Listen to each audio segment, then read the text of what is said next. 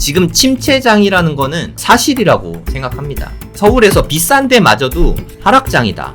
우리가 기다리는 투자하기 너무너무 좋은 시기가 올 거라고 생각해요. 지금이 서울에 진입하기에 좀 가장 좋은 때지 않나, 저는 그렇게 생각하고 있어요. 이런 데에는 가격 좋을 때 매수해서 나쁠 게 없다고 생각합니다. 지금이 그래도 이런 서울 상급지에 내 집 마련할 수 있는 아주 좋은 기회라고 생각합니다. 네, 앞으로 지금부터 시작해서 한 3년까지는 좋은 기회들이 많을 거라고 생각하거든요.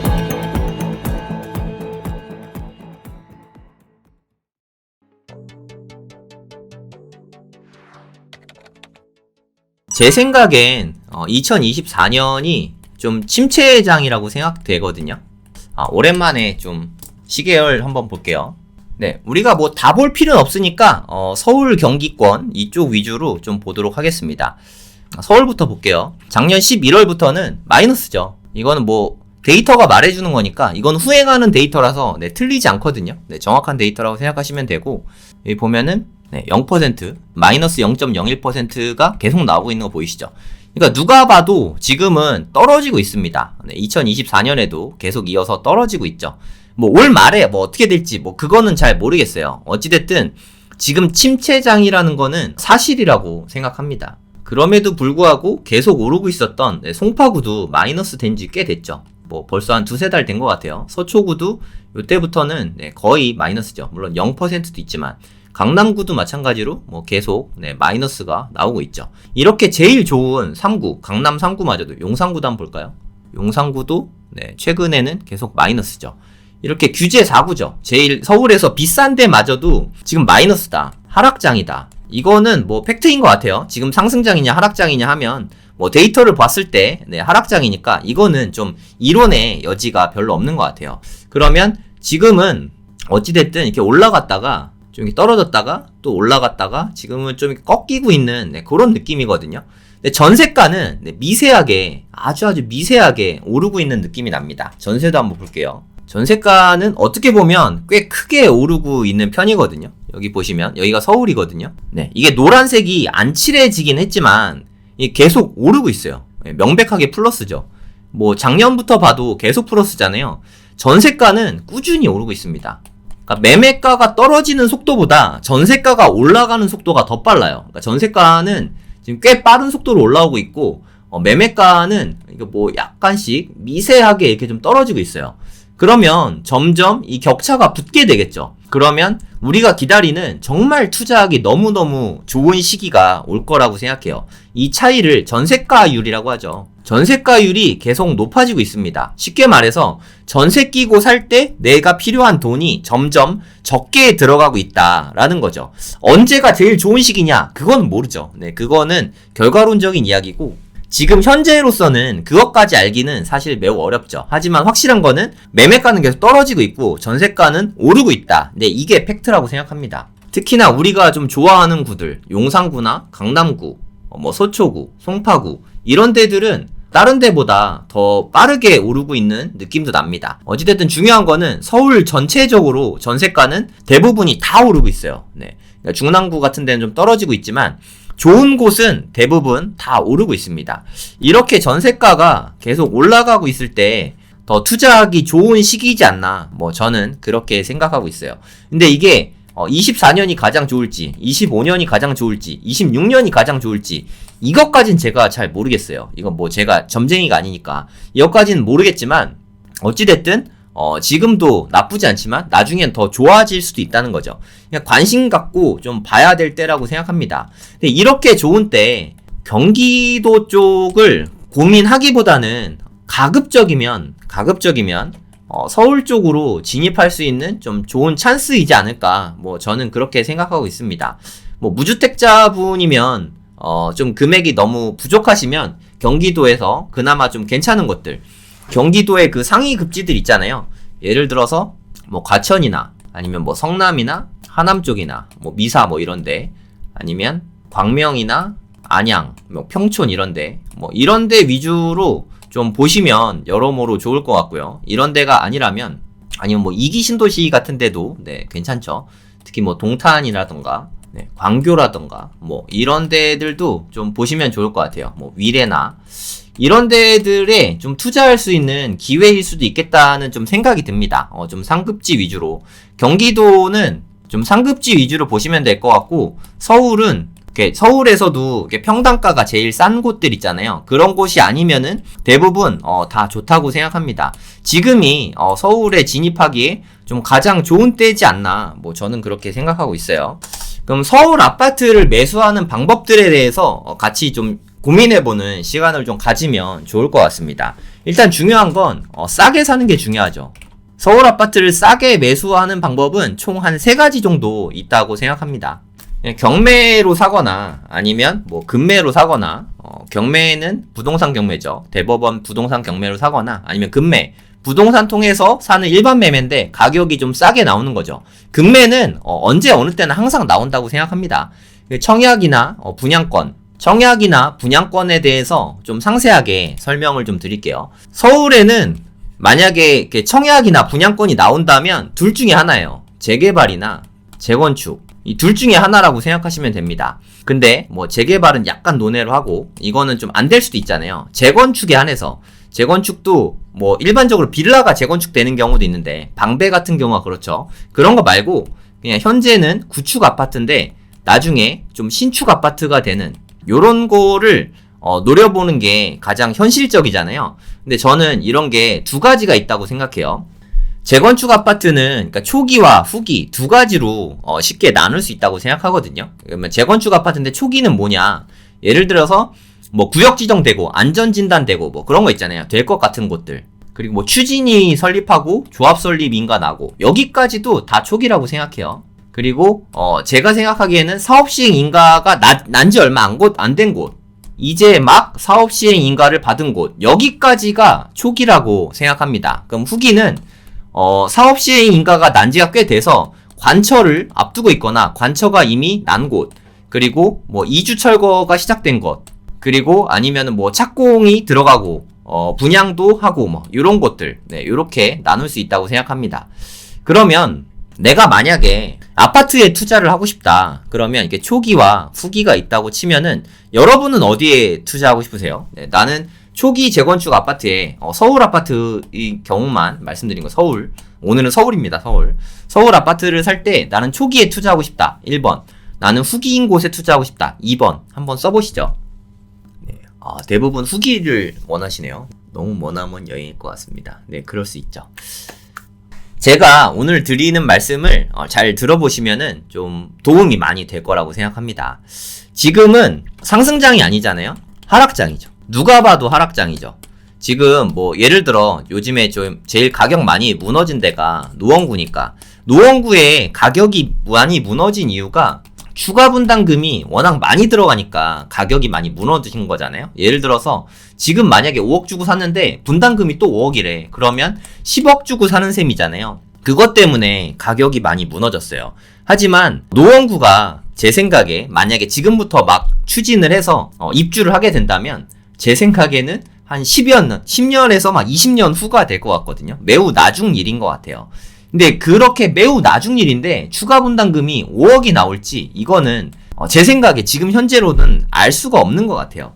2030년에 만약에 상승장이 온다면, 상승장이 왔다고 칠게요. 그러면 새 아파트에 대한 수요가 많아지겠죠. 그러니까 지금은 예를 들어서 12억에 분양을 한다. 노원구에 12억에 분양을 한다 그러면 아무도 안 사겠죠. 근데 만약에 주변에서 다른 아파트들이 뭐 이문 뉴타운 막 이렇게 12억에 분양한 아파트들이 뭐 15억이 되고 뭐 한 20억이 됐다. 그럼 노원에 12억에 분양을 한다 그러면은 다들 청약을 하겠죠. 그럼 그때부터는 이제 공사비가 오른 거에 대한 리스크가 다 분산이 된다고 생각합니다. 다 없어진다고 생각해요. 리스크 자체가 미분양에 대한 리스크가 제일 큰데 미분양 리스크가 다 없어지게 되는 거죠. 예를 든 거예요. 그렇게 되면 추가 분담금이 저는 거의 없어진다고 생각합니다. 만약에 그렇게 되면, 그러면 추가 분담금에 대한 리스크가 없어지고 12억의 분양을 충분히 완판, 이거 막 경쟁률 막 100대 1로 완판이 된다. 이런 상황이 오면 그때는 가격이 어마어마하게 뛸 거라고 생각하거든요.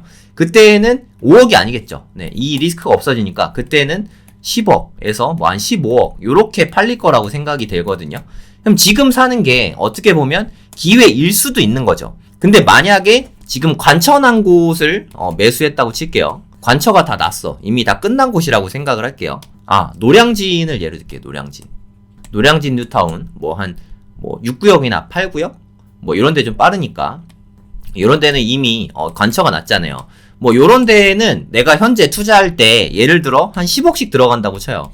그러면 뭐 완판이 될 것 같긴 합니다. 근데 완판이 안 되면 좀 더 부담을 가질 수 있고, 지금은 너무 비싸잖아요. 지금 후기인 곳은 리스크를 다 안고 가야 되고, 그리고 또 너무 비쌉니다. 그래서 요런 것들은 추가 분담금이 얼마가 나올지 몰라요. 사실 내가 만약에 조합원이라고 치면은 추가 분담금이 더 나올 수도 있거든요.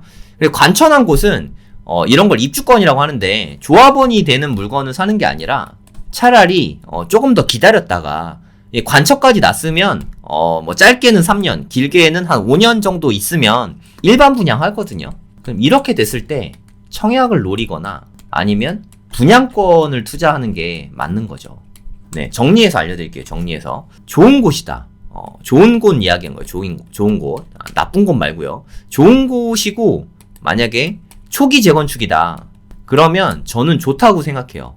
상당히 좋다고 생각합니다. 그때 되면 아마 인기가 다시 올라갈 수 있어요. 앞으로 분양하는 게 뭐 예를 들어서 이제 막 조합이 만들어졌다. 조합 설립 인가 정도 됐다. 그러면 나중에 뭐 10년 정도 있으면 아파트 값이 뭐 다시 올라갈 수도 있잖아요. 그동안에 우리 뭐 GDP 상승, 인당 뭐 소득도 올라가고 하니까 그때는 아파트 값이 또 올라갈 가능성도 있잖아요. 요러면 나중에 리스크가 그렇게 크진 않다고 생각합니다. 그리고 좀 후기 재건축 같은 경우는 직접 투자할 게 아니라 후기 재건축 물건은 나중에 청약을 노리거나 아니면 난 청약 자격이 안 된다 하면은 좀 분양권을 매수하는 거를 좀 생각해보면 여러모로 리스크가 적을 것 같아요. 그리고 분양권 투자는 투자금이 얼마 안 들거든요. 그렇게 이원화해서 좀 생각할 필요가 있다고 생각합니다. 좋은 곳이라는 뜻은 예를 들어서 뭐 한남 5구역 뭐 이렇게 엄청 좋은 곳, 그러니까 뭐 조합 정도 설립됐는데 여기는 안 될 수 없지 하는 곳들 있잖아요. 그런 곳들이 피가 빠지면 지금 매수하라는 뜻은 아닙니다. 이거 되게 비싸요. 이런 곳들에 피가 빠지면 그때쯤 고민해보면 합리적이지 않을까? 뭐 그런 생각이 듭니다. 그래서 좀 이렇게 이원화해서 좀 전략을 짜면 좋을 것 같아요. 근데 별로인 것인데 지금 관처가 난 곳들 있잖아요. 관리처분 인가가 났다. 그럼 이런 데에는 좀 미분양 위험이 있습니다.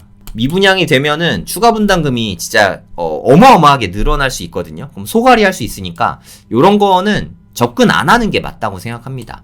오늘 이야기한 게 사실 되게 중요한 부분인데 약간 어렵긴 하죠. 특히 또 이렇게 재개발 재건축에 대한 공부가 안 돼 있으면 제가 드린 말씀이 너무 많이 어려울 텐데, 좀 단순하게 이야기하자면 좋은 곳이면 나중에 들어오고자 하시는 분들이 충분히 많을 거 아니에요. 근데 초기여야 됩니다. 초기. 좋은 곳인데 얼마 안 남았다. 그러면 분상제 때려 맞아가지고 얼마 안 되잖아요. 이게 분양을 하더라도. 그래서 그런 것보다는 얼마 안 남은 곳은 또 되게 비싸요. 그래서 조합 설립 정도 됐거나 뭐 그 정도 되는 거, 조합 설립 인가 정도 되는 거 찾는 법도 알려드릴게요. 네이버에다가 정비 몽땅 이렇게 치시면 됩니다. 정비 몽땅을 치시면 정비사업 정보 몽땅 이렇게 나오거든요. 여기 일단 들어갑니다. 여긴 서울만 나옵니다. 사업장 검색 있잖아요. 사업장 검색을 누르세요. 그러면 전부 다 나오는데 여기에서 한 사업 시행 인가 정도만 알고 싶다. 그럼 여기에서 사업 시행, 조합 설립 인가 정도 알고 싶다. 그럼 이렇게 누르면 돼요. 그러면 지금 조합이 만들어진 데가 어디가 있나, 요게 다 나오거든요. 여기서 살펴보시면 좀 현실적이지 않나, 뭐 그렇게 생각이 듭니다. 그럼 이 중에서도 좀 좋은 곳 위주로 투자하시면 좋을 것 같아요. 뭐 개포 육질단지 뭐 이런 거 너무 좋은 거잖아요. 근데 돈이 좀 많이 들어갑니다. 현금이 좀 많이 들어가는데 이 중에서 내 자금으로 투자할 수 있는 데서 좀 좋은 데들 요렇게 좀 보시면 좋을 것 같아요. 근데 현실적으로 이건 좀 돈이 많이 들어갑니다. 이거는 뭐 선택의 문제라기보다는 본인 자금의 문제라고 생각해요. 자금이 많다. 대략 한 10억 이상 있고 한 20억 정도 된다. 그러면 조합 설립 인가가 난 좋은 곳에 투자하는 게 저는 가장 좋은 솔루션이라고 생각이 됩니다. 자금이 적다. 한 2, 3억 정도? 1억만 있어도 뭐 가능할 거라고 생각하는데 그래도 한 2억 정도 수준은 있어야 될 것 같아요. 2억 정도가 있다. 그러면 앞으로 2, 3년 내에 분양되는 곳에 청약을 넣거나, 왜냐하면 그럼 2억으로 되니까 나머지 중도금 대출은 다 나오거든요. 아니면 내가 청약 자격이 좀 힘들다 하면은 분양권을 매수하는 것도 방법이죠. 분양권은 돈이 많이 안 들어가거든요. 네, 요렇게 투자하는 게 저는 현실적이라고 봅니다. 서울을 이야기하는 거예요, 서울. 경기에 애매한데 하지 말고 요렇게 하는 게 좀 가장 좋은 전략이라고 생각해요. 근데 저는 자금이 뭐 이렇게 많지 않으니까, 근데 자금이 많아도 요런데 이렇게 넣는 게 맞나 하는 생각이 좀 들어서 뭐 저는 이건 안 할 것 같고, 앞으로 이렇게 분양권 투자를 제가 그래서 생각하고 있는 거거든요. 분양권 투자하는 거, 분양권 물건 나올 곳들, 네, 이런 것들은 아까 서울 정비몽땅에서 관리처분 인가가 났거나 아니면 철거가 됐거나 이주 및 착공 뭐 요 정도 된 것들, 네, 요런 데들 중에서 나중에 이제 청약이 나오니까 걔네들을 분양권을 매수하면 됩니다. 그런 데는 어떻게 찾냐? 여기에서 아까 보셨죠? 네, 여기서 관리 처분 인가 난 곳들, 네, 검색하면은 또 이게 쭉 나와요. 네, 얘네들 보거나 요거는 곧 있으면 이제 청약 나올 거예요. 네, 근데 강남권이라서 인기가 너무 많을 것 같습니다. 하여튼 이런 게 나오긴 나오겠죠. 얘네들 관쳐놨으니까 이 중에서 좀 괜찮은 것들을 좀 옥석 가리기 하면 되겠죠. 아니면 여기서 또 철거 하면은, 철거는 더 많이 간 거거든요. 이건 얼마 안 있어서 다 나오게 될 거라고 네, 생각합니다. 그리고 앞으로 청약이 어떤 곳들이 나오나, 그러면 이거 철거한 곳들 요런 데들 보시면 돼요. 그럼 얘네들은 이제 곧 있으면, 얼마 안 남았습니다. 곧 있으면 이제 1, 2년 내로 청약이 다 나올 곳들이니까 요걸 좀 참고해 보시면 여러모로 좋을 것 같습니다. 네, 착공하고 분양은 보통 같이 되는데 요거 이제 곧 있으면 나오죠. 이거는 거의 웬만하면 올해 나올 것들입니다. 아주 많죠. 네, 요런 것들은 올해 나올 것들이니까 한번 좀 미리미리 공부해 두시면 나중에 나왔을 때 바로 청약을 넣거나 나중에 전매 제한 풀리면 그때 분양권으로 매수를 할 수 있는 거죠. 돈이 많이 안 드니까 한 1, 2억 정도면 충분히 투자할 수 있거든요. 그런 메리트가 있으니까 한번 공부해 보시기 바랍니다. 분양은 뭐 이미 분양된 거니까, 이건 지나간 거니까 네, 볼 필요 없고. 그러니까 3개 보시면 돼요. 관처, 철거, 착공. 여기에서 살펴보시면 앞으로 분양될 곳들을 상세히 알 수 있습니다. 네, 이렇게 공부하시면 될 것 같아요. 제 생각에 향후 한 3년간은 지금부터 포항입니다. 서울에 아파트 마련하기에 가장 좋은 시기가 되지 않을까 하는 생각이 저는 좀 들거든요. 그러니까 서울에 아파트 마련하고 싶다면 지금부터 시작해서 3년 동안 열심히 알아보고 매수하는 시점이 언제가 제일 좋을지 뭐 그거는 뭐 모르겠어요. 네, 보면서 대응하면 되니까 경매로 싸게 나왔거나 금매로 싸게 잡을 수 있다면 살 수 있도록 좀 준비를 할 필요가 있다고 생각합니다. 그 준비에는 좀 여러 가지가 있죠. 일단 내가 만약에 전세를 살고 있다 그러면 일단 월세로 좀 돌려놔야 되지 않을까 뭐 하는 생각이 좀 들어요. 왜냐하면 내가 전세 살고 있으면서 좋은 물건을 잡는 거는 현실적으로 너무 많이 어렵습니다. 예를 들어 내가 전세 5억에 살고 있는데 전세 끼고 뭐 5억이 들어가는 그럼 집을 내가 매수할 수 있는 거잖아요. 하지만 전세금 다 들어가 있으면 전세 빼가지고 넣어야 되잖아요. 이건 사실 너무 힘들거든요. 근데 월세 같은 경우는 뭐 1억에 뭐 한 100만 원 요런 곳에 가 있으면 내 돈 한 4억 정도는 여기에 더 플러스 시킬 수 있잖아요. 이러면 서울에 이제 한 4억이나 5억 정도로 매수할 수 있는 집들이 아주 많아질 거라고 저는 생각되거든요. 지금도 이미 너무 많습니다. 그러니까 서울에 아파트 매수하기에 이렇게 좋은 기회가 다음 상승장 이후에는 제 생각엔 네, 없을 것 같아요.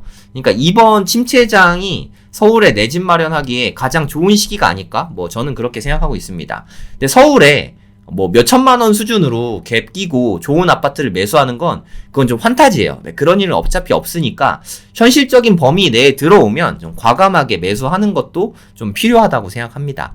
근데 어디까지나 선택은 본인 책임이니까 좀 미리 공부를 좀 많이 하고, 제 생각에는 내가 정말 완전 초보다 하면 급하게 생각하지 마시고 적어도 1년 정도는 서울에 있는 내 금액대로 매수할 수 있는 데는 저는 다 돌아다녀 봐야 된다고 생각해요.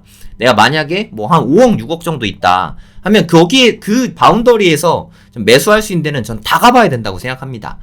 그렇게 1년을 하고 나면 좀 실수할 가능성이 현저히 떨어질 거라고 생각해요. 제가 몇 개의 가이드라인을 좀 드릴게요. 역세권에 2000세대 이상 아파트, 그리고 향후에 좀 재건축이 가능한 곳, 신축 아파트가 아니라 뭐 구축이라면 한 20, 30년 된 아파트라고 치면 나중에 재건축이 가능한 곳으로 사면, 이렇게 매수하면 크게 문제될 건 없다고 생각해요. 아니면 뭐 신축 아파트를 매수하면 되죠. 그러니까 재건축도 안 되고 신축도 아닌데 구축인데 재건축이 불가능한 아파트다. 근데 2000세대는 넘는다. 그럼 매수하지 말아야죠. 네, 요 정도 기준이면 저는 안전하다고 생각합니다. 재건축이 가능하거나 그래도 10년 이내 아파트거나 신축은 저는 뭐 10년 이내면 신축이라고 생각하거든요. 요런 기준으로 매수하면 저는 충분히 괜찮다고 생각합니다. 2000세대 이상 많지 않으니까 2000세대 이상이면 너무 좋고 1000세대? 한 700세대 이상만 돼도 충분히 좋다고 생각해요. 근데 400세대 미만이면 굳이 매수 안 하셔도 될 것 같습니다. 서울 역세권은 저는 다 좋다고 생각하니까 요런 조건으로 매수하시면 큰 무리는 없을 거라고 생각합니다. 2000세대 이상이면 당연히 더 좋습니다. 네. 좀 현실적인 범위로 뭐 요 정도로 잡아봤거든요. 뭐 마용성 뭐 다 좋고 그다음 동작구 정도 요 정도 범위 내에서 찾으면 제가 아까 말씀드린 바운더리 내에 뭐 들어갈 것 같아요. 뭐 한 5억에서 8억 정도? 네, 그 정도면 매수할 수 있거든요. 뭐 잘 찾으면 한 4억 정도 되는데 쉽진 않고 좀 많이 들어가면 뭐 한 10억 정도 들어갈 수 있는데 요런 것들을 경매에서 같이 한번 찾아보도록 하겠습니다. 네, 여기는 그 동작구 사당동이거든요. 임차인이 없으니까 권리적으로 하자는 없다고 생각하시면 됩니다. 동작구 사당동의 현대아파트인데 매각물건 명세서 보시면 조사된 임차 내역 없음 이렇게 나왔잖아요. 그럼 그냥 안전한 물건이라고 생각하시면 됩니다. 이건 그냥 내가 쓰고 싶은 금액을 쓰시면 돼요. 문제될 게 아예 없으니까 평수가 좀 크죠. 40평대 아파트라고 보시면 되고 구축 아파트입니다. 여기 물건이 2개 나왔으니까 둘 다 분석을 해드릴게요. 최저가는 9억 5천 정도, 되게 저렴하죠. 근데 이 가격에 매수할 수 있다는 뜻은 아닙니다. 여기에 있는 요런 아파트예요. 265세대, 세대수가 좀 적죠. 그게 저는 제일 단점이라고 생각해요. 세대수가 적다는 거는 좀 감안하셔야 될 것 같고, 남성역에서 뭐 그렇게 멀진 않습니다. 그리고 실제로 가보시면 알겠지만 여기가 약간 이렇게 언덕이 져 있어요. 좀 이렇게 언덕 올라가는 걸 대부분 좀 싫어하니까 그런 단점이 있다. 요걸 좀 참고하셔야 됩니다. 동이 1, 2, 3동밖에 없죠. 265세대. 대단지는 아니다. 그거는 좀 참고하셔야 돼요. 그래서 나중에 재건축은 좀 어려울 수 있고 리모델링 정도는 가능할 수도 있습니다. 저는 이게 남성역 주변에 있는 여기에 있는 요 아파트들이 나중에도 괜찮을 거라고 생각하거든요. 이게 다 서리풀 터널이 뚫렸기 때문에 그렇습니다. 여기 테헤란로는 삼성역부터 시작해서 되게 중요한 길인데 여기가 예전에 그 정보사가 지하에 있어가지고 서리풀 공원 있는 이쪽에 그래서 2호선도 이렇게 돌아갔잖아요.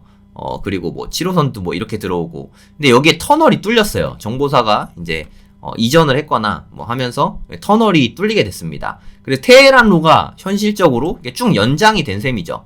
그래서 이수역 주변에 여기가 되게 많이 발전하게 됐다고 생각해요. 이 방배 6구역, 5구역 요런 곳들이 직접적인 수혜를 받게 될 거라고 생각합니다. 아마 올해나 내년쯤에 아마 조합원분들 말씀드리니까 올해 분양될 거라고 이렇게 말씀하시더라고요. 그러니까 올해 아마 6구역, 5구역 방배 다 분양할 테니까 관심 갖고 보시면 좋을 것 같고 이쪽을 이렇게 넘어가게 되면 남성역까지 한 방에 이렇게 오게 되거든요. 그래서 물론 차 막히면 좀 오래 걸릴 수도 있긴 하겠지만 그래도 테헤란로까지 한 방에 이렇게 연결이 되니까 입지적으로는 되게 좋다고 생각이 됩니다. 그리고 7호선 타면은 강남까지 노년역 뭐 이런 데까지 한 방에 가잖아요. 고속터미널역 이런 데까지 7호선도 되게 좋은 노선이니까 남성역에 가까우니까 저는 요 정도면 입지적으로는 충분히 좋다고 생각해요. 하나 단점은 세대수가 적다. 이런 단점이 있다는 건 감안하고 보시면 되겠습니다. 장점은 대형 평수죠. 중대형 평수라고 생각하시면 되고 40평대니까 가격이 현재는 한 10억대 정도의 호가가 나와 있고 실거래가는 한 9억대 정도 이렇게 찍히고 있네요. 거래가 많진 않습니다. 워낙에 규모가 작은 아파트니까 전세가도 한번 볼게요. 전세가는 대략 한 5억 정도 이렇게 전세는 웬만큼 잘 나가는 것 같아요. 그쵸? 5억 5천, 5억. 제 생각에 전세가가 오르고 있으니까 5억이면 아주 싼 편인 것 같고 한 5억 5천에서 6억까지는 좀 받을 수 있지 않을까? 뭐 그렇게 생각이 듭니다. 이게 그래도 한 40평 정도 되는데 40평 아파트가 남성역에서 가깝고 하니까 한 5억 6억 정도는 충분히 될 것 같아요. 40평이죠. 40평인데 5억 정도는 되지 않을까? 뭐 저는 그렇게 보고 있습니다. 초등학교가 조금 멀긴 하네요. 그쵸? 요런 거는 좀 감안하셔야 된다고 생각이 듭니다. 그러니까 제 생각에 한 6억 정도 선에는 전세를 놓을 수 있지 않을까 생각 들거든요. 한 호가 나온 것 좀 볼게요. 전세가 아예 없죠. 그러니까 전세를 제 생각에 6억에 놓으면 바로 나갈 것 같아요. 그러니까 만약에 6억에 전세를 놓는다 7억 5,500에는 좀 힘든데 한 9억 정도에는 가능할 것 같아요. 제 생각에 매수가 9억 선에서 낙찰되지 않을까 싶거든요. 9억에 낙찰돼서 6억의 전세를 놓는다고 치면은 한 3억 정도 들어가는 거잖아요. 40평짜리 7호선 남성역에서 멀지 않은 아파트를 3억을 들여서 매수할 수 있는 기회가 제 생각엔 앞으로는 좀 힘들 것 같다는 거죠. 네, 이런 거는 가격이 되게 좋지 않나? 뭐 저는 그렇게 생각합니다. 사당동에 내 집 마련하고 싶으셨던 분들은 한번 생각해 보셔도 좋을 것 같아요. 근데 현실적으로 단지가 너무 소단지다 보니까 대지지분은 꽤 많은 편이네요. 소단지다 보니까 재건축은 좀 쉽지 않을 것 같은데 리모델링 정도는 어떻게 가능하지 않을까 하는 생각이 들긴 하거든요. 1991년, 네, 30년은 넘었는데 재건축은 좀 힘들 것 같고 하지만 리모델링은 좀 가능할 수도 있고 재건축 가능할 수도 있어요. 네, 대지 지분이 좀 되니까 그것까지는 좀 잘 모르겠지만 하여튼 큰 돈이 들어가지 않으니까 실거주 측면에서 접근하면 저는 나쁘지 않다고 생각합니다. 인테리어는 좀 해야 될 거라고 생각하시면 될 것 같아요. 네, 요거는 한 번 더 유찰될 수도 있을 것 같습니다. 이거는 꼭대기층입니다. 꼭대기층은 좀 인기가 별로 없죠. 뭐 개인적으로는 저는 꼭대기층을 더 좋아하긴 하는데 평수는 똑같아요. 네, 같은 맥락이라고 보시면 되고 제 생각에 한 번 더 유찰될 것 같고 얘도 한 9억 정도 선에서 낙찰을 받을 것 같습니다. 그러면 전세가는 한 6억 정도 되니까 사당동에 내 집 마련하고 싶으신 분은 한번 살펴보셔도 좋을 것 같아요. 3월달이니까 날짜는 넉넉하게 남아있거든요. 네, 충분히 조사해보시면 되겠습니다. 두 개 물건이 나와있으니까 개인적으로는 15층을 더 좋아하니까 요게 더 좋은 것 같긴 한데 얘는 2월 20일, 얘는 3월 14일이고 얘는 한 번 더 유찰될 수 있으니까 입찰을 원하시는 분은 요거 들어갔다가 네, 요거는 좀 지켜보고 뭐 하시면 되겠습니다. 저는 용산구를 되게 좋게 보고 있거든요. 마용성 뭐 이런 얘기 많이 하잖아요. 제 생각엔 이제 용산구는 강남 서초하고 같이 넣어야 되지 않나 그런 생각이 들거든요. 강남, 서초, 용산 뭐 요렇게 하고 뭐 한 송파 뭐 요 정도 놓고 그 다음에 마포구, 성동구 뭐 요 정도 되지 않을까. 성동구가 마포구보다 나중에는 더 좋아지지 않을까? 뭐 개인적으로는 그렇게 생각하고 있습니다. 그만큼 저는 용산구를 되게 좋게 보고 있어요. 그런 측면에서 보시면 되겠습니다. 여기는 용산구에 얼마 안 되는 대단지 중에 하나예요. 84 타입이고 용산구 산천동입니다. 지도를 한번 볼게요. 층도 되게 좋네요. 20층 중에서 18층이면 로얄층이지 않습니까? 그리고 2001년식이면 용산구의 아파트들 치고는 네, 비교적 덜 오래된 아파트지 않나 뭐 그렇게 생각합니다. 여기는 사실 마포구하고 거의 맞닿아 있어요. 용산구이긴 한데 용산구와 마포구의 경계쯤에 있는 아파트라고 생각하시면 되고요. 여기서 운 좋게 뽑기 잘하면 뭐 한강뷰가 나올 수도 있긴 하지만 네, 그거는 솔직히 좀 욕심인 것 같고 한강뷰가 안 나오더라도 네, 여긴 그래도 비교적 한강이 가까운 곳이죠. 네, 그런 것도 장점이라고 생각합니다. 한번 가볼까요? 요거 통해 가지고 네, 가면은 한강하고 연결이 이렇게 돼 있어요. 조금 복잡하죠. 어찌됐든 한강하고 연결이 돼 있다는 게 중요한 거죠. 한강을 누릴 수 있다는 것 자체가 네, 저는 엄청난 메리트라고 생각하거든요. 그러니까 한강에 걸어서 12분 만에 가면 상당히 가까운 거 아닌가요? 물론 뭐 요런 데들은 더 가깝긴 하지만 요 정도만 해도 충분히 한강을 누릴 수 있는 아파트라고 생각하고요. 그리고 1000세대 넘는 아파트잖아요. 1102세대. 용산구에 이렇게 1000세대 넘는 아파트 단지가 많지가 않습니다. 네, 그리고 여기 주변에도 아파트들이 많이 있고 그래서 아파트 단지들이 많이 있다는 것 자체가 네, 동네 자체가 좋다는 생각이 듭니다. 그리고 지하철역은 마포역하고 그래도 뭐 그렇게 멀진 않죠. 네, 이 정도면 가까운 편이라고 생각하고요. 그리고 또 호재 중에 하나가 여기 국제업무지구 용산 정비창이라고 하나요? 국제업무지구가 여기 뭐 100층 규모로 우리나라에 거의 뭐 랜드마크를 만들겠다 그런 식으로 개발하고 있으니까 여기 되게 가깝잖아요. 걸어서 한 14분.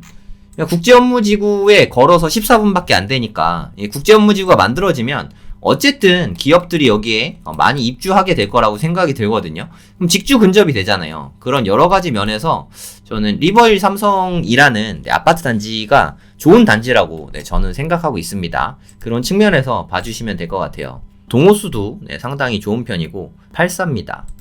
현재 매매가 최저가는 한 12억 9천 정도 이렇게 나와 있네요. 호가입니다. 호가. 화장실도 2개네요. 네, 다행입니다. 그래도 비교적 최신 아파트라서, 네, 2001년식이니까. 최근 거래는 대략 한 12억 정도, 네, 보면 될 것 같아요. 시세는 한 12억 정도. 그럼 전세는 얼마 정도 되는지 한번 볼게요. 전세는 대략 한 6억 안팎 정도, 네, 보시면 될 것 같고. 전세 호가는 한 6억 2천, 싼 건 5억 6천에도 있네요. 한 6억 정도 된다고, 네, 그렇게 해볼게요. 84 타입이고, 만약에 한 12억 정도에 매수하고 6억의 전세를 놓는다 하면은 6억 정도면 매수 가능하잖아요. 제 생각에 한 12억이 약간 안 되게 낙찰되지 않을까 뭐 싶거든요. 요즘에 좀 침체장이니까 뭐 한 11억 5천 정도에 매수한다고 치면 내 돈이 한 5억 5천 정도 들어간 거니까, 용산에 나중에 국제 업무지구가 들어오면 확실히 좀 올라갈 수 있는 큰 호재잖아요, 사실. 그럼 직접적인 영향을 받는 곳이니까 여러모로 좀 좋지 않나 하는 생각이 좀 듭니다. 용산에 이렇게 대단지도 많지 않고 한강도 가깝고, 저는 이 정도면 제 생각엔 충분히 좋은 단지라고 생각하거든요. 네, 판단은 직접 하시면 되고, 한번 임장 한번 다녀와 보시면 여러모로 좋을 것 같습니다. 권리 분석도 한번 해볼게요. 권리 분석 안 했었네요. 근저당보다 일찍 들어왔잖아요. 그럼 대항력이 있습니다. 여기 임차인분이 대항력이 있어요. 대항력이 있다는 게 중요합니다. 그럼 대항력이 있을 때는 배당을 다 받아가나 그걸 꼭 확인해야 되잖아요. 이 날짜보다 일찍 됐죠. 네, 12일이나 일찍 됐으니까 배당은 다행히 전부 다 받아갈 걸로, 네, 생각이 됩니다. 네, 옥션원에서 예상 배당표도 한번 볼게요. 네, 임차인분은 어찌됐든, 네, 배당을 100% 다 받아가죠. 네, 아주 좋은 케이스라고 생각이 됩니다. 그럼 여기에서 뭐 증액을 해서 재계약을 하던가 아니면은 새로 임차인을 들이던가 하면 되니까 한 6억 정도는 받을 수 있을 것 같아요. 약간의 리모델링은 필요할 걸로 보이긴 하지만 어찌됐든 요 정도면 제 생각에는 좀 매수해도 좋지 않을까. 한 11억대에서 낙찰이 될 것 같거든요. 그럼 가격도 제 생각엔 좀 괜찮아 보입니다. 용산구지만 마포생활권이라고 생각하시면 될 것 같아요. 네, 여기는 유엔빌리지. 저번에 말씀드렸으니까 이게 한번 유찰됐거든요. 저번에 말씀드렸지만 한강뷰 나오는, 네, 유엔빌리지에 있는 아파트라고 생각하시면 되죠. 네, 여기쯤이라서, 네, 뷰는 한강뷰는 여기 뭐 잘 나올 것 같아요. 네, 유엔빌리지 뭐 다들 잘 아시잖아요. 하지만 뭐 제 개인적으로는 이런 거는 추천하진 않습니다. 나중에 이게 이미 좀 오래됐는데 나중에 더 오래되면 좀 애매해질 수 있지 않나? 뭐 그런 생각이 들어요. 그리고 마포구에서 저는 아현동이 되게 좋은 곳이라고 생각하거든요. 아현동에 있는 아파트인데 뭐 조금 오래되긴 했죠. 한 26년쯤 됐으니까 좀 구축에 이제 들어가게 됐고 84 타입이고 임차인이 없으니까 권리적으로 하자는, 네, 없다고 생각하시면 됩니다. 이것도 역시 단점이 너무 단지가 작아요. 네, 여기는 솔직히 그렇게 크게 메리트는 없는 것 같아요. 위치는 너무 좋죠. 애호개역도 가깝고 아현역도 가깝고, 여기에 나중에 뭐 아현 2구역 3구역 재개발되면은 뉴타운이 만들어지면서 다 아파트 단지들이 들어오겠죠. 위치도 뭐 되게 좋고 우리가 잘 아는 마레프도 좀 가깝잖아요. 이 동네 전체가 저는 뭐 다 좋아질 거라고, 네, 생각합니다. 요런 곳이라고, 네, 생각하시면 되고요. 하지만 세대수가 좀 적어서 투자에 추천을 드리는 곳은 아닙니다. 현재 호가는 한 9억 5천 정도 이렇게 나와 있네요. 실거래가도 그거랑 좀 비슷하게 한 9억 3천 정도에 최근에 됐죠. 거래 자체가 별로 없죠. 네, 200세대밖에 안 되니까. 우리 전세가는 꽤 되네요. 네, 전세가는 6억 2천까지 이렇게 나오는 것 같습니다. 그러면 제 생각에 이건 입찰이 많지 않을 것 같거든요. 워낙에 소단지다 보니까 대략 한 9억 선에 낙찰이 될 것 같고, 전세는 한 6억 안팎이 될 것 같습니다. 뭐 들어가는 돈이 적긴 한데 위치는 너무 좋죠. 네, 실거주 측면에서 접근하더라도 이렇게 단지가 규모가 작으면은 나중에 좀 되팔 때 좀 피곤할 수 있거든요. 네, 잘 생각해서 결정하시기 바랍니다. 임차인이 없으니까 권리적으로는 하자는 없다, 이렇게 생각하시면 될 것 같아요. 위치는 상당히 좋습니다. 단지 규모만 좀 컸어도 한 700세대만 됐어도 참 좋았을 것 같은데 그게 좀 아쉽네요. 개인적으로는 여기가 오늘의 하이라이트라고 할 수 있죠. 네, 이촌동이고요. 한강뷰 아파트입니다. 한강뷰가 너무 당연하게 나오는 그런 곳이에요. 22층 중에서 14층 아파트. 이렇게 딱 보시면 알겠지만 완전 한강변이죠. 한강뷰가 나오는 아파트. 뭐 말만 들어도 설레지 않습니까? 조금 근데 구축이에요. 그게 좀 단점이긴 한데 요 정도 되면 재건축은 솔직히 좀 힘들 것 같고 대지 지분이 너무 적잖아요. 뭐 리모델링 정도는 나중에 가능하지 않을까, 뭐 그렇게 생각합니다. 리모델링 같은 경우는 제자리 리모델링이 많으니까 지금 한강뷰가 나오는 곳을 매수하는 게 중요하다고 생각합니다. 102동에 1206호거든요. 여기 뭐 101, 102, 103, 104 전부 다 한강뷰가 나오는 대부분이 나오는 그런 아파트라고 생각하시면 되고요. 6호니까 요쪽 라인이거든요. 여기가 강변북로니까 여기 넘어가면 바로 한강뷰라고 생각하시면 됩니다. 여기 호수예요. 여기 호수 84 타입이고 여기 당연히 한강뷰 뭐 당연히 나오겠죠. 여기 강변북로에서 봐도 이렇게 나오는데 여기 멋있는 한강뷰가 나올 거라고 생각합니다. 어떤 한강뷰가 나오냐? 네, 요런 한강뷰가 나옵니다. 너무 멋지지 않습니까? 제 생각에 여의도까지 다 보일 것 같아요. 한강뷰 아파트구 용산구에 있는 이촌동에 있는 아파트 치고는 가격이 좀 많이 떨어져 있으니까 15억이 뭐가 싸냐 할 수 있는데 주변 시세가 워낙에 가격이 많이 나가는 곳이다 보니까 한강변의 용산구 아파트는 앞으로도 가격이 상당할 것 같아요. 제 생각에 여기 뭐 재건축은 안 되더라도 리모델링 정도는 가능하지 않을까? 뭐 그렇게 생각이 되거든요. 그럼 시세가 어느 정도 되는지 한번 보겠습니다. 근데 여기 뭐 보셔서 알겠지만 여기 101동, 102동, 103동, 104동 이렇게 4개 동이 있는데 4개 동이 전부 다 한강변이잖아요. 네, 이 단지 자체만으로도 프리미엄이 있다고 생각하고 지금 한 516세대 정도 되잖아요. 세대수도 이렇게 작지 않기 때문에 여러모로 좀 괜찮은 단지라고 생각이 듭니다. 제일 싼 거 여긴 3층이니까 여긴 당연히 더 저렴하다고 생각하시면 될 것 같고 11층쯤 되면 한강뷰 당연히 나오겠죠. 시세는 대략 한 17억, 18억 정도 보시면 될 것 같아요. 비쌀 때는 한 20억도 갔었죠. 불과 작년 9월에 한 17억 9천, 18억 안팎 정도 가격이 된다. 이렇게 보시면 될 것 같고요. 시세가 한 18억 정도 되니까 낙찰가는 대략 한 17억 안팎에서 될 것 같아요. 17억보다 밑으로는 좀 힘들 것 같고 한 17억 5천 이상은 될 것 같습니다. 18억까지는 제 생각에 안 갈 것 같고요. 한 17억 요 정도에서 낙찰이 될 거라고 생각이 됩니다. 전세가 한번 볼게요. 전세가는 최근 거래된 걸로는 한 5억 6천만 원 정도, 요 정도 되네요. 그럼 투자금이 아주 많이 들죠. 전세를 잘 놓으면 그래도 한 7억 정도에는 놓을 수 있을 것 같아요. 가장 비싸게 놓은 게 7억 3천이니까 제 생각 여기는 인테리어가 좀 잘 돼 있는 집이지 않을까 뭐 그렇게 생각하긴 하는데 그러면 이 집을 만약에 17억에 매수했고 한 7억에 전세를 놓는다고 치면 한 10억 정도 들어가죠. 네, 한강뷰가 나오는 용산구 이촌동의 아파트를 10억에 매수할 수 있다면 저는 괜찮다고 생각하긴 하는데 판단은 여러분들이 하시면 되겠습니다. 한강뷰 아파트는 좀 언제 봐도 좀 탐나는 것 같아요. 네, 오늘의 마지막 물건입니다. 대흥동입니다. 대흥동. 일단 지도로 어딘지 좀 같이 한번 볼게요. 여기 마포 태영 아파트 여기거든요. 대단지 아파트죠. 거의 2000세대 정도 되니까 충분히 대단지라고 생각하시면 될 것 같고 대흥역에서 뭐 그렇게 멀진 않은 것 같아요. 얼마나 걸리나 한번 보겠습니다. 걸어서 한 7분 정도. 이 정도면 완전 역세권이라고 볼 수 있겠죠. 그리고 이쪽으로 가면 뭐 공덕역도 가까이 있고 하니까 위치는 좋은 편인 것 같습니다. 이쪽에 마포역도 있고 주변에 아파트 단지들이 많고 이 아파트 자체가 2000세대 대단지 아파트니까 충분히 메리트 있다고 생각이 듭니다. 그리고 저는 한강까지 얼마나 걸리는지 이것도 좀 많이 궁금해가지고 이렇게 해보면은 한강까지 14분 요 정도면 한강을 충분히 누릴 수 있는 그런 곳이죠. 여기 뭐 주변에 맛집들도 되게 많아요. 뭐 이렇게 보면은 요런데 이렇게 뭐 상가도 가까운데 많이 있고 마포구는 되게 좋은 동네니까 그리고 대단지 아파트니까 요런 데는 가격 좋을 때 매수해서 나쁠 게 없다고 생각합니다.